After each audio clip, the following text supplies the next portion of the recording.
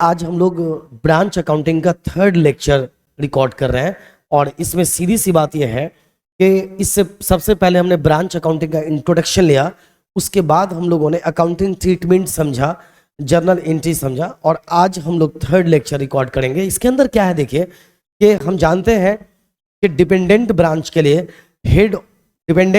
लिए head office के पास accounting करने के 4 मेथड्स हैं, है ना। सिंपल मेथड, उसके बाद फाइनल अकाउंट मेथड, सिंपल मतलब स्टॉक एंड डेटा मेथड और उसके बाद क्या आ गया, होलसेल ब्रांच मेथड। तो जो पहला मेथड है ना, सिंपल मेथड और डेटा मेथड, इस मेथड को हम लोग अभी पढ़ रहे हैं। क्लियर। इसका अकाउंटिंग ट्रीटमेंट लास्ट लेक्चर में हमने डिस्कशन किया था। डिस्क्रिप्शन में आप देखेंगे तो इसका हम लिंक वीडियो का दे रहे हैं, आप आराम से वहां पर जाके चेक कर सकते हैं। सिंपल मेथड या डेटा मेथड में हम लोगों ने देखा था कि कैसे अकाउंटिंग करते हैं। इसके अंदर हम क्या करते हैं, ब्रांच अकाउंट बनाते हैं, अलग अलग ब्रांच के लिए अलग अलग अकाउंट बनाते हैं, है ना। जितने भी ब्रांचेस हमारे होंगे हर ब्रांच के लिए अलग अलग अकाउंट बनाएंगे और इसी ब्रांच से हमें प्रॉफिट या लॉस पता चल जाएगा। इसको क्या होता है ना कि इसके डेबिट साइड में इनपुट और क्रेडिट साइड में आउटपुट डालते हैं। क्लियर। क्योंकि इसी ब्रांच अकाउंट से हमें प्रॉफिट या लॉस पता चल जाता है, इसलिए इस ब्रांच का नेचर कैसा होता है, नॉमिनल अकाउंट का होता है। क्योंकि हर वो अकाउंट जो हमें प्रॉफिट या लॉस बताए, ऐसे अकाउंट को हम नॉमिनल अकाउंट की श्रेणी में रखते हैं। ठीक है ना। तो हर ब्रांच का अलग अकाउंट। अब पहली बार हम लोग एक प्रैक्टिकल क्वेश्चन लेंगे, बिना टाइम को बर्बाद किए हुए सीधे सीधे सिंपल मेथड या डेटा मेथड के तहत हम क्वेश्चन लेने जा रहे हैं।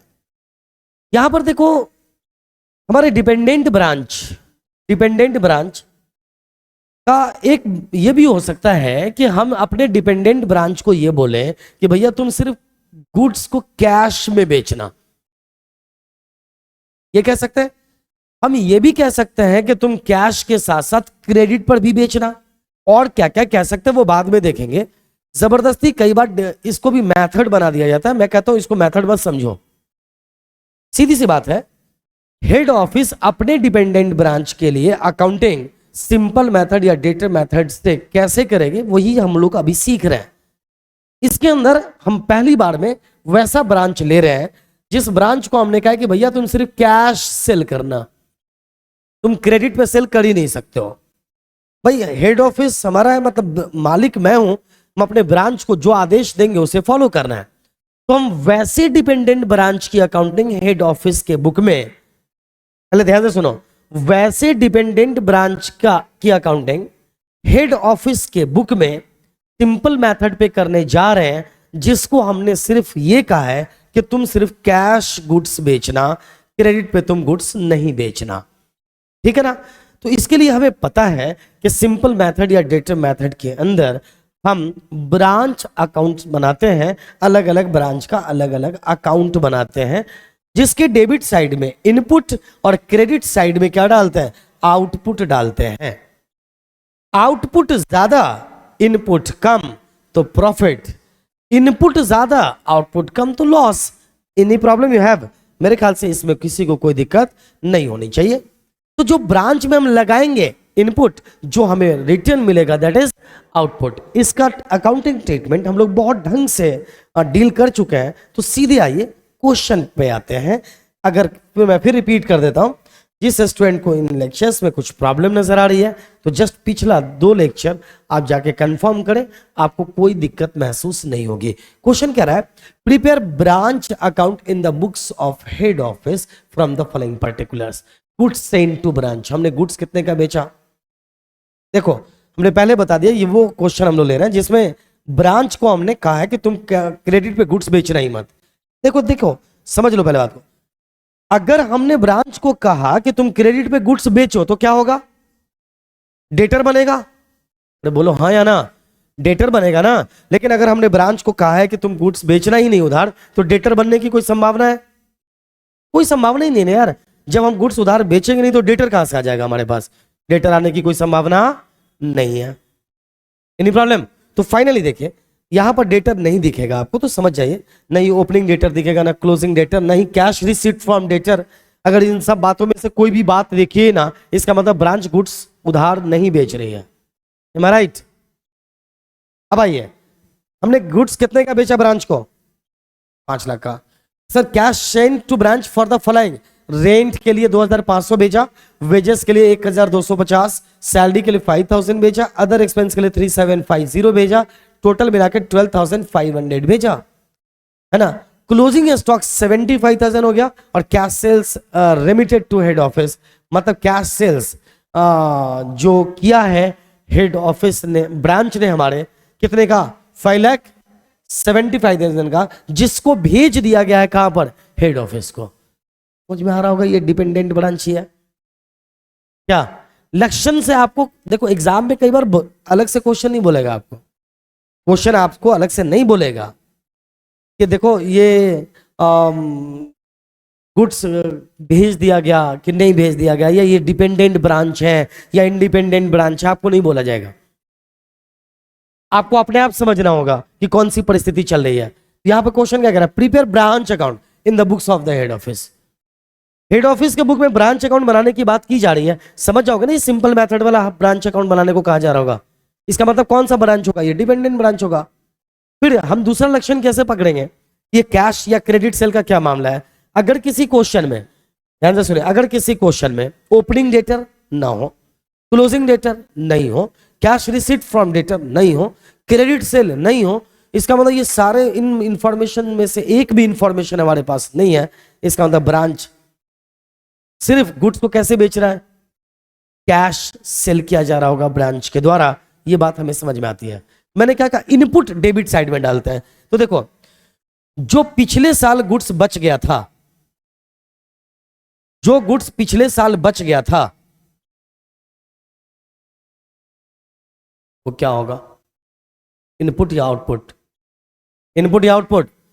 बोलो, जो गुड्स पिछले साल बच गया था वो इनपुट की आउटपुट? जो पिछले साल गुड्स बच गया होगा उसको हम इस बार लेकर आएंगे। इस पूरे क्वेश्चन में पिछले साल गुड्स कोई बचा हुआ दिखा रहा है? ओपनिंग स्टॉक नहीं, तो टू बैलेंस बीडी नील है, ओपनिंग स्टॉक है ही नहीं इसके अंदर, है क्या? देखो, ओपनिंग स्टॉक नहीं है। एक सेकेंड ध्यान दीजिए, यहां पर to balance BD opening stock नहीं है।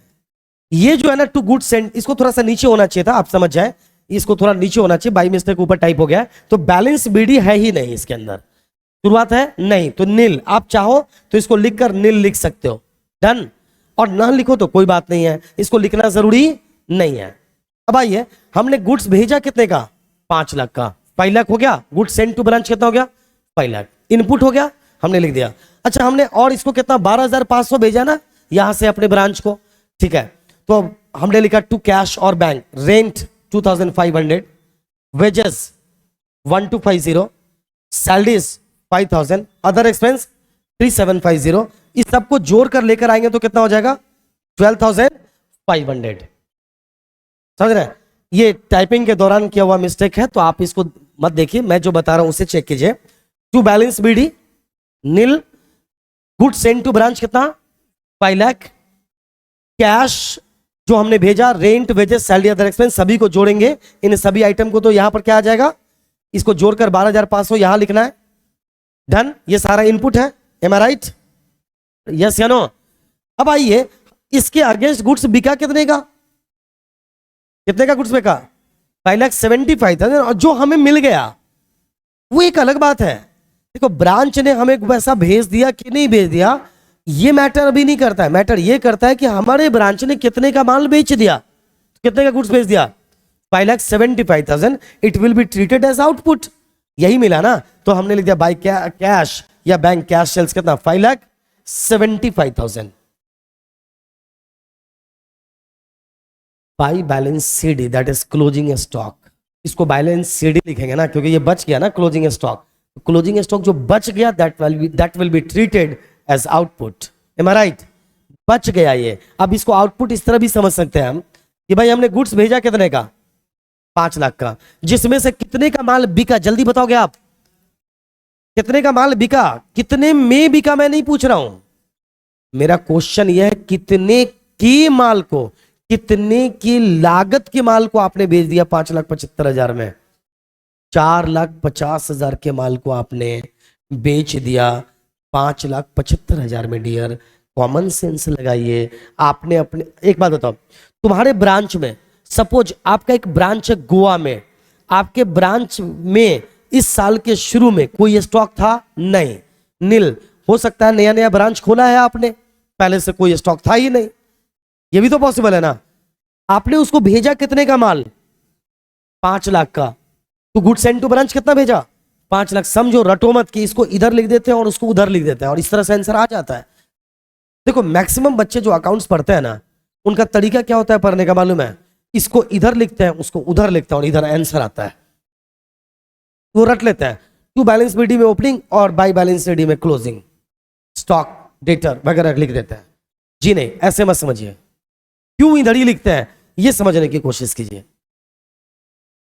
हमने कितने, पहले बताओ, हमारे इस गोवा में ये मान लो ब्रांच है, तो गोवा के ब्रांच में इस साल के शुरू में कोई स्टॉक था पहले से नहीं, अगर होता तो इनपुट होता, टू बैलेंस बीडी में लिख देते, ओपनिंग स्टॉक में पैसे लिख देते। हाँ नहीं, अब गौर कीजिए। अब अगर एक दूसरी बात करें, अगर हमने माल, ब्रांच को कितने का माल भेजा, 5 लाख का माल भेजा, बोलो ना कितने का भेजा, 5 लाख का भेजा ना, उस 5 लाख के माल में से कितने का बिक गया, कैसे समझेंगे मालूम है, क्योंकि ब्रांच के पास साल के अंत में कितने का गुड्स बच गया। अच्छा 75,000 है क्या, मुझे 50,000 लग रहा था, कितने का गुड्स बच गया, ओके 75,000 का गुड्स बच गया। इसका मतलब हमने 4,25,000 के गुड्स को बेच दिया। नहीं समझो बात को, कॉमन सेंस लगाओ ना। तुम्हें अभी हम बता देंगे कि प्रॉफिट इतना ही कैसे आ गया इजिली। इस तरीके को जो फॉलो कर जाते हैं, मैं स्टूडेंट्स को सीधे डेबिट क्रेडिट नहीं सिखाता हूं इधर और उधर लिखना, मैं उसका ऑपरेशन करके हर क्वेश्चन का दिखाता हूं कि ये आंसर आपका यूं आया कैसे, ये आंसर आने के पीछे रीजन क्या है। तो फाइनल इनपुट तुमने कितने का डाला गुड्स का, यहां पर 4,25,000 का, एम आई राइट, क्योंकि 75,000 का तो बच गया। इसके अलावा तुमने और खर्च कितना किया मालूम है, 12,500 का खर्च किया। तो मैं आपको बताऊं, आपने एक्चुअल में 4,37,500 रुपए का खर्च किया, एम आई राइट, बोलो ना। तुमने खर्च कितना किया, 4,37,500 का खर्च किया तुमने, क्योंकि यही दोनों इनपुट डाला ना। इसके अगेंस्ट आपने गुड्स बेचा कितने का, 5,75,000 का। कितना ज्यादा होता है 5,75,000 से, ये मालूम है कितना होता है, 1,37,500। इसका मतलब आपने प्रॉफिट कितना कमा लिया मालूम है, कितना कमा लिया, 1,37,500। देखो यहां पे लिखा हुआ है to general profit and loss account और statement of profit and loss. या तो तुम जनरल प्रॉफिट एंड लॉस लिखो या statement of profit and loss, जिसको ब्रैकेट में लिख सकते हो नेट प्रॉफिट ट्रांसफर्ड कितना, 1,37,500। Am I right. मेरे ख्याल से सभी को समझ में आ गया होगा। एक क्वेश्चन आपका तैयार है, इस क्वेश्चन में आप लोग ताली लगा सकते हैं। तो गौर कीजिए, बस इससे ज्यादा दिमाग लगाने की कोई जरूरत नहीं है। अब आइए बस इसी को फॉलो करते हैं। अगर गौर करना, बस एक बात बता रहा हूं मैं, अगर ये ऐसा वाला ब्रांच है जो गुड्स को कैश के साथ साथ, नगद के साथ साथ उधार भी बेचता है, तो क्या होगा, बस थोड़ा सा दिमाग लगाना है। अगला क्वेश्चन हम इसी पर लेकर आएंगे, तो क्या होगा आइए क्वेश्चन पे देख लेते हैं।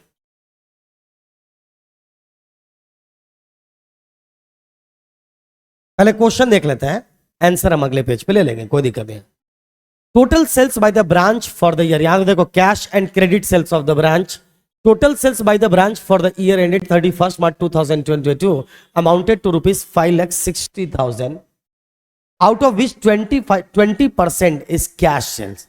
एक बात बताओ, टोटल सेल कितना है, 5,60,000, इसमें से 20% क्या है, कैश सेल है। उसके बाद इसका मतलब जो कैश सेल्स 20% है, तो बाकी कौन सा सेल होगा, क्रेडिट सेल होगा। क्वेश्चन आपको पहले ही हिंट दे रहा है कि देखो ये वो वाला ब्रांच है जो कैश के साथ साथ क्रेडिट सेल भी करता है, 80% क्रेडिट सेल है, याद रहेगा। चलिए आगे देखते हैं। अब यहां पर क्वेश्चन है और भी कुछ बातें बता रहा है, आपको इंफॉर्मेशन दे रहा है। ओपनिंग स्टॉक 25,000 और क्लोजिंग स्टॉक 36,000। ओपनिंग को क्या मानोगे? इनपुट। और क्लोजिंग को क्या मानोगे? आउटपुट। याद हो गया होगा? यस या नो? चलो फिर कह रहा है ओपनिंग डेटर है 60,000 और क्लोजिंग डेटर कितना है? 48,000। इसका मतलब अगर ओपनिंग डेटर है तो इसे इनपुट आउटपुट मानोगे? यस। क्या मानोगे? इनपुट ओपनिंग को और आउटपुट किसको मानोगे? क्लोजिंग को। अब अगली बात पढ़ाइए। पेटी कैश ओपनिंग कितना है? 120 और क्लोजिंग कितना है? 180। Any problem? तो ये भी ओपनिंग है, जो बैलेंस होगा वो इनपुट है, और क्लोजिंग क्या है? आउटपुट है। Any problem? नो। अब आइए, कह रहा है expense actually incurred by the branch during the year 36,000। 36,000 ये भी इनपुट है, और ये टोटल कैसे? सैलरी पर 36,000 है, और रेंट कितना है? 12,000, एंड पेटी कैश कितना है? 5,600। कह रहे all sales made by the branch cost plus 25%। और गुड्स बेचा कैसे गया है? कॉस्ट प्लस 25% पे माल बेचा गया है। बात पहले समझिए, कॉस्ट प्लस मतलब 100 के माल को कितने में बेचा गया? 125 में बेचा गया है। कॉस्ट प्लस 25% का मतलब यही होता है ना, 100 के माल को कितने में बेचा गया है? 125 में बेचा गया है। मतलब कॉस्ट पर कितना प्रॉफिट लिया गया है? प्रॉफिट ऑन कॉस्ट कितना है? ये थ्योरी में अनेकों बार पढ़ा चुका हूं। प्रॉफिट ऑन कॉस्ट कितना है? जल्दी बोलिए। अगर यहां पर 100 के माल को 125 में बेचा गया, इसका मतलब प्रॉफिट ऑन कॉस्ट कितना है? 25% ना? 25% है, यस या नो? इसका मतलब 1/4 है। प्रॉफिट जो है ना 1/4 लेते हैं हम। मतलब अगर हमारा लागत 100 है तो उसका 1/4 25 हम प्रॉफिट लेते हैं। तो प्रॉफिट ऑन कॉस्ट 1/4 है, तो प्रॉफिट ऑन सेल कितना होगा? ऐसे में अगर बता दूं तो 1/5 होगा। तो चलिए, क्वेश्चन दिमाग में आ गया है। चलिए अब हम आंसर देखते हैं। ऐसे केस में क्या होगा जब हम गुड्स उधार बेचते हैं तो क्या होगा? एक टेक्निकल बात है, बस इतना ध्यान रखना है। पहले ध्यान दो, टू बैलेंस बीडी ध्यान दे रहे हो? वो उसी तरह वहां पे नील था, लेकिन यहाँ पे 3 चीजें जो एसेट्स है उसका ओपनिंग बैलेंस है। तो सभी टू बैलेंस बीडी, जो स्टॉक शुरू वाला था, डेटर शुरू वाला, पेटी कैश शुरू वाला, ये सबको हमने बाहर लिख दिया सीधे सीधे। 25,000, 60,000 और 120 रुपए लिख दिया। ध्यान दो, क्वेश्चन में देखो, ध्यान दे रहे हो? यहां देख लो एक बार, मैं दिखाता हूं। ये जो ओपनिंग बैलेंस था, ये सारे आइटम को डेबिट साइड में लिखा, और ये सारे को बैलेंस सीडी में कहां लिखेंगे? क्रेडिट साइड में। आइए चेक कर लेता है। यहां पर बैलेंस सीडी में स्टॉक, डेटर, पेटी कैश को लिख दिया गया। मेरे ख्याल से किसी को कोई दिक्कत नहीं होगी। Any problem you have? No.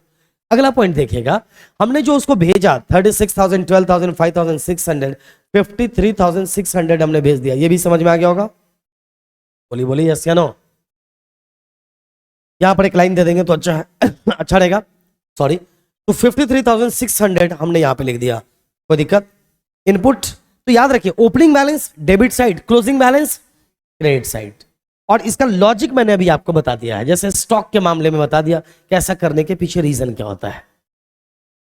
अब साल के शुरू में हमने उसको पेटी एक्सपेंस 5,600 करके दिया, ठीक है। पेटी कैश 120 था और 180 बचा हुआ है। तो जो बच गया वो आउटपुट है, जो साल के शुरू में लगा दिया वो इनपुट है, तो जो बच गया तो वो आउटपुट ही है ना। M I right?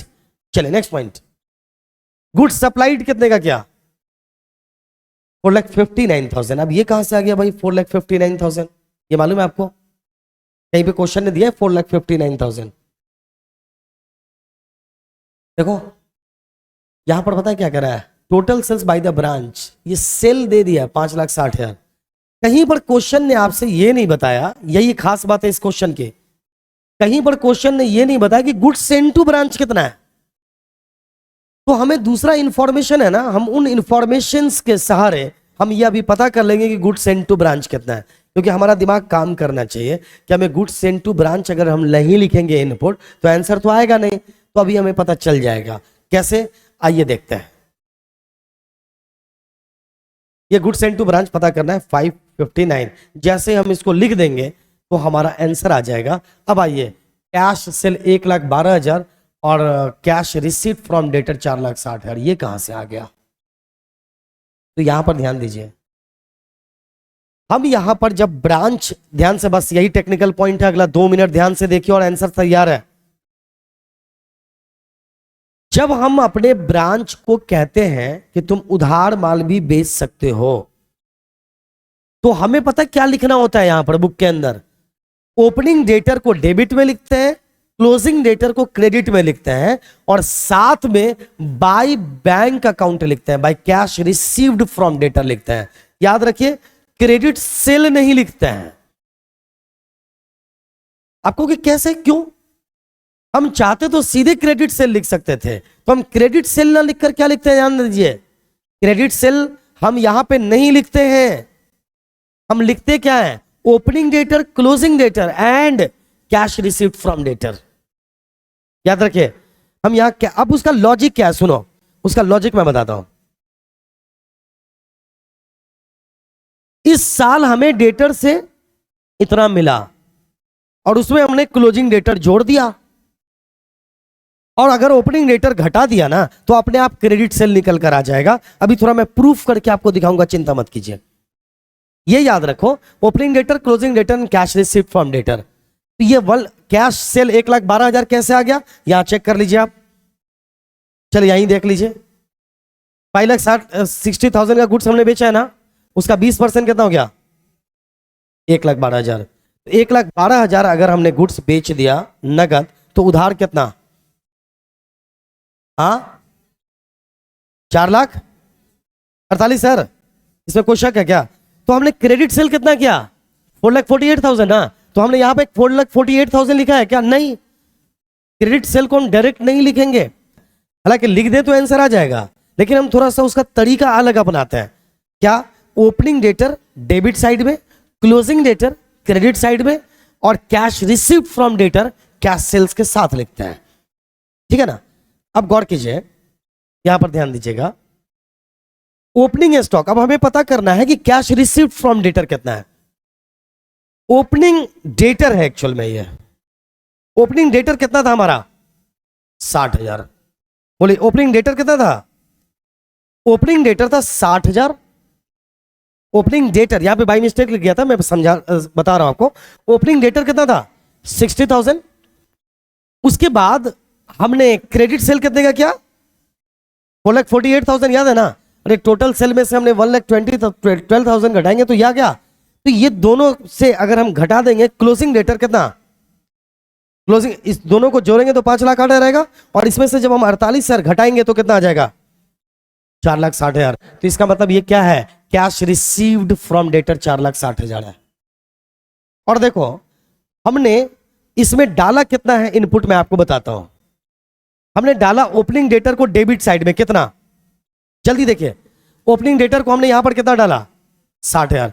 Closing debtor को हमने यहां पर कितना डाला, 48,000, और यहां पर कितना डाला, 4,60,000। इसका आउटपुट बताना जरा सा, इसका आउटपुट बताओ। ये आ गया 4,48,000, क्योंकि 4,60,000 प्लस 48,000 दैट इज 5,08,000, और जब इसमें से घटाओगे 60,000 तो कितना आएगा, 4,48,000। और आपका क्रेडिट सेल कितना था, 4,48,000 आएगा, ये क्रेडिट सेल ही, बट बात को थोड़ा सा घुमाकर।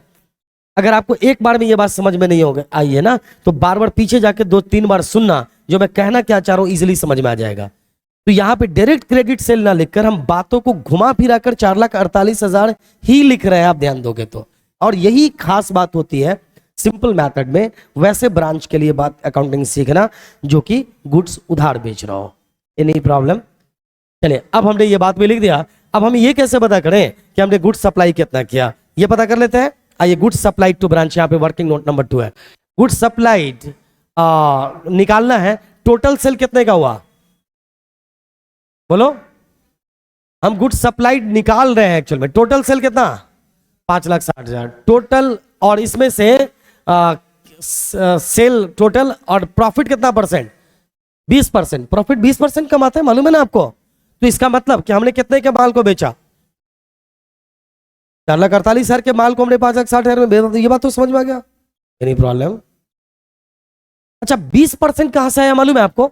मैंने आपको बताया था profit on cost 1/4 is equal to profit on sale 1/5। तो 1/5 का मतलब ही कितना होता है, 20% होता है। तो हमने निकाल लिया 20% प्रॉफिट, तो ये कितना आ गया, 4,48,000। अब इसमें जोड़ा हमने ओपनिंग स्टॉक कितना, 36,000 और घटाया तो ये हो गया 4,84,000 और घटाया कितना 25,000, तो फाइनली हमने गुड्स भेजा कितने का 4,59,000 का। तो और इसी को लाके 4,59,000 को हमने लाके लिख दिया यहाँ पर गुड्स सप्लाइड या गुड्स सेंड टू ब्रांच 4,59,000 और इस तरह से हमारा प्रॉफिट कितना आ गया 58,460। मेरे ख्याल से आपको ये दोनों क्वेश्चन आपको इजीली समझ में आ गया होगा। आज के लिए इतना काफी है, मिलते हैं हम लोग नेक्स्ट क्लास में, नेक्स्ट लेक्चर में एक नए उत्साह के साथ। अब हम अगला लेक्चर रिकॉर्ड करेंगे दूसरे मेथड पे, बचे हुए 3 मेथड में। Okay, best of luck.